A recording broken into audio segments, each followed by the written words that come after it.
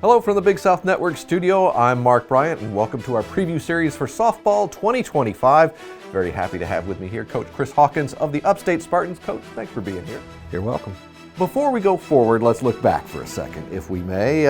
Let's open with a quick recap of last year's experience, because Big South title, NCAA regional, first NCAA berth since 2017. What was all that like for you and your squad?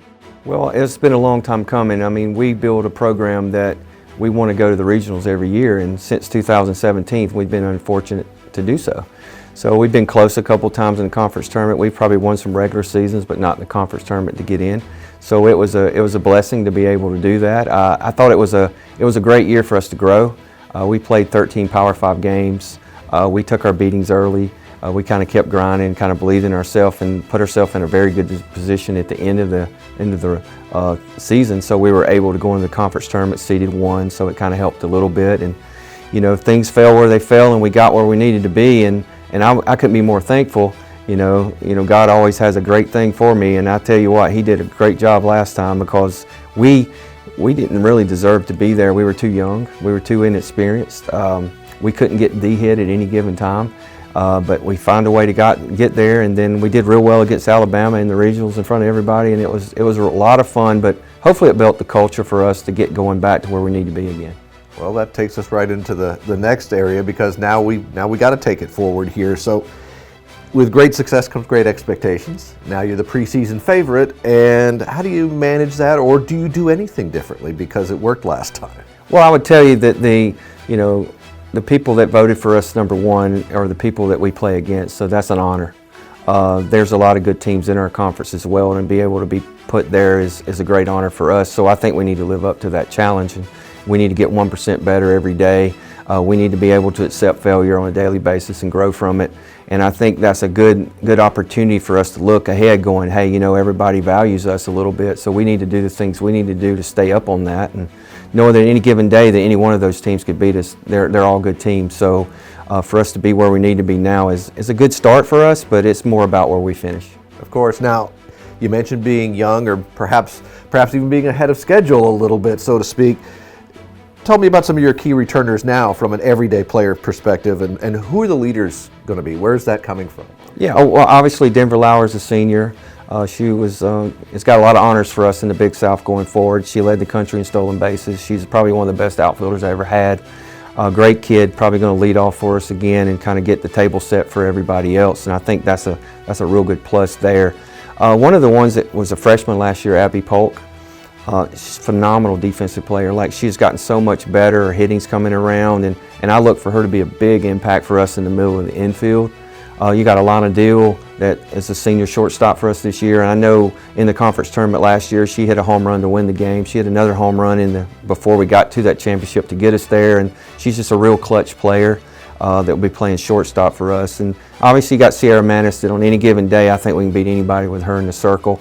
She gives us that variety of pitches and throws a little bit harder than what most people do, so kind of helps us in that regard. So I think those are some of the big factors we got coming back. Well, you mentioned Sierra. Let's go off of that for a second. She's preseason pitcher of the year. What makes her special? How does she build on that success from a year ago, too, into her sophomore year? Well, the good thing about Sierra is when she goes into the circle, she don't think anybody can beat her. And that's a hard thing to get in this world nowadays, somebody that just believes in themselves so much that no matter what game they have, they're still going to find a way to win.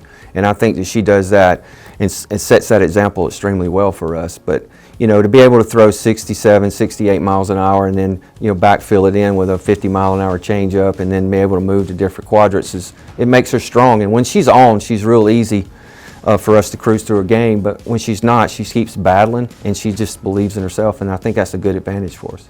Who else is going to take the circle for a lot of innings this year? Where's that coming from? Well, I mean, last year our preseason pitcher of the year was Maddie Drupp, and she's back. She's a junior this year. I think she's very solid in the fact that she can hit any spot at any time, throw any pitch. So we're always going to probably be standing where we're supposed to be on defense based on her hitting her spots, so which is always real good. I guess the biggest surprise we have is Sophie Kardasky. She's a freshman coming in from Florida. She throws about 68 to 70 miles an hour. I mean, it is God-given talent that a lot of people can't do. And 6-foot kid, real big girl in the circle that can provide a lot of things that we haven't had in a while with a 1-2 punch, 1-2-3 punch. So I feel very good that in the circle this year we should be extremely strong. Well, we know what you're going to face come conference time. Tell me about non-conference. What, with the season approaching, who are the notable non-conference opponents or series on your schedule before we get to conference play? Well, I would tell you that we go to Stetson. We play in a series with them on spring break where we play in a couple of teams. We're getting away from home and making it more like a tournament setting, and I think that's going to be a plus for us. And you know, we got a lot of 3 weekends that are home that we'll play a lot of different competition that's going to kind of help us. But we played Georgia back in April. But I think that it isn't who we play on the other side, it's how we play whoever we play.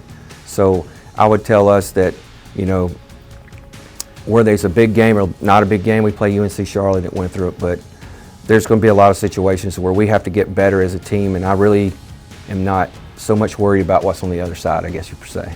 Well, sure. Well, we wish you the best of luck and all the Spartans the best of luck this season.